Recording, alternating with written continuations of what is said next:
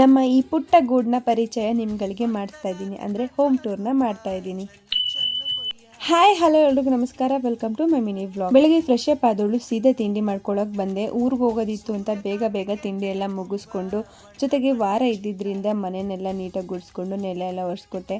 ಇನ್ನೊಂದು ಕಡೆ ನಮ್ಮ ಸಾಹೇಬ್ರು ಕೂಡ ಫ್ರೆಶ್ ಅಪ್ ಆಗಿ ಪೂಜೆ ಎಲ್ಲ ಮುಗಿಸ್ಕೊಂಡು, ಕೆಲ್ಸಕ್ಕೆ ಟೈಮ್ ಆಗುತ್ತೆ, ಹಾಗೆ ಬೇಗ ಊರಿಗೆ ಹೋಗಿ ಬಂದು ತಿಂಡಿ ಮುಗಿಸ್ಕೊಂಡ್ರು ಆಗುತ್ತೆ ಅಂತ ಹೇಳ್ಬಿಟ್ಟು ಊರ್ ಕಡೆ ಹೊರಟ್ರಿ. ಇನ್ನು ಮನೆ ಹತ್ರ ಬಂದವಳು ಲೇಟ್ ಮಾಡ್ದಂಗೆ ಕಸ ಎಲ್ಲ ಹೊಡ್ಕೊಂಡೆ ಒಂದ್ ಕಡೆಯಿಂದ.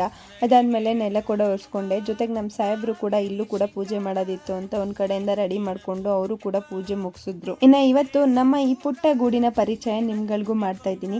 ಸುಮಾರು ಜನ ಕೇಳ್ತಾ ಇದ್ರಿ ಹೋಮ್ ಟೂರ್ ವಿಡಿಯೋ ಮಾಡಿ ಅಂತ, ಸೊ ಹಾಗಾಗಿ ನಿಮ್ಮನ್ನ ಕಾಯಿಸ್ತಲೇ ಬೇಗ ವಿಡಿಯೋ ಮಾಡ್ತಾ ಇದ್ದೀನಿ. ಇನ್ನ ಮನೆ ಹೊರಗಡೆಯಿಂದ ಲುಕ್ ಈ ತರ ಇದೆ. ಮನೆ ಮುಂದೆ ಹಾಗೆ ಪಕ್ಕದಲ್ಲಿ ಕಾಂಕ್ರೀಟ್ ಹಾಕ್ಸ್ಬಿಟ್ಟಿದೀವಿ. ಇನ್ನ ಒಳಗಡೆ ಎಂಟರ್ ಆದ ತಕ್ಷಣ ಈ ತರ ಕಾಣಿಸುತ್ತೆ ಮನೆ.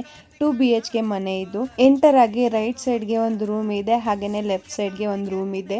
ಇನ್ನು ಏನು ಫರ್ನಿಶ್ಡ್ ಮಾಡಿಸಿಲ್ಲ, ನಿಧಾನವಾಗಿ ಒಂದೊಂದಾಗೆ ಮಾಡಿಸ್ಕೋಬೇಕು. ಇನ್ನು ಅಡ್ಗೆ ಮನೆ ವಿಚಾರಕ್ಕೆ ಬಂದ್ರೆ ನಾರ್ಮಲ್ ಆಗೇನೆ ಕಟ್ಸಿರೋದು ಕಿಚನ್ ನ. ಇನ್ನು ತುಂಬಾ ಸ್ಪೇಷಿಯಸ್ ಆಗಿದೆ. ಕಿಚನ್ ನ ಇನ್ನು ಸ್ವಲ್ಪ ನೀಟಾಗಿ ಆರ್ಗನೈಸ್ ಮಾಡ್ಕೋಬೇಕು ಅಷ್ಟೇನೆ. ಜೊತೆಗೆ ದೇವ್ರ ಮನೆ ಕೂಡ ತುಂಬಾ ನೀಟಾಗಿ ಲಕ್ಷಣವಾಗಿದೆ.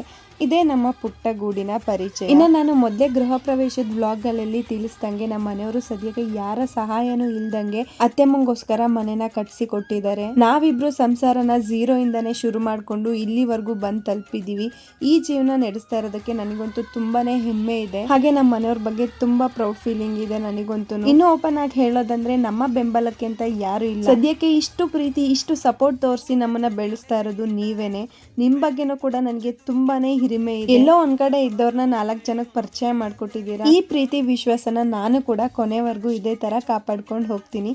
ನೀವು ಕೂಡ ನನ್ನನ್ನ ಇದೇ ರೀತಿ ಸಪೋರ್ಟ್ ಮಾಡ್ತಾ ಇರಿ. ನನ್ನ ಜರ್ನಿಲಿ ನಿಮ್ಮನ್ನು ಕೂಡ ಕರ್ಕೊಂಡು ಹೋಗ್ತೀನಿ. ಇನ್ನ ಮನೆ ಹತ್ರ ಪೂಜೆ ಎಲ್ಲ ಮುಗಿಸ್ಕೊಂಡು ಬಂದು ತಿಂಡಿ ಮುಗಿಸ್ಕೊಂಡು ಸಾಹೇಬ್ರು ಕೆಲ್ಸಕ್ಕೆ ಹೋದ್ರು.